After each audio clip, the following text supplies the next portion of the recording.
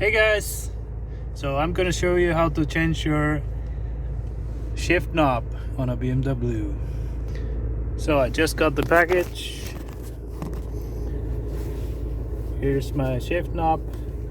Just pull it up without hitting your face. There we go. Then you get the other one.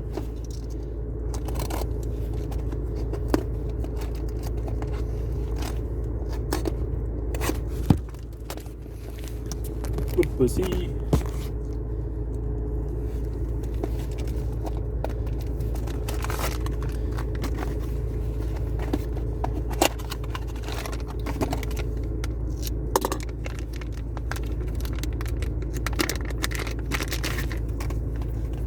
You can see inside there's like a thing of that comes out, and then you can see on the gear lever the slot that it goes into. Align it right, and then just bang on top of it. Now it's in.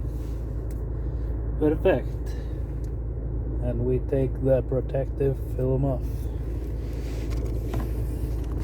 There you have it. Installed and ready to use.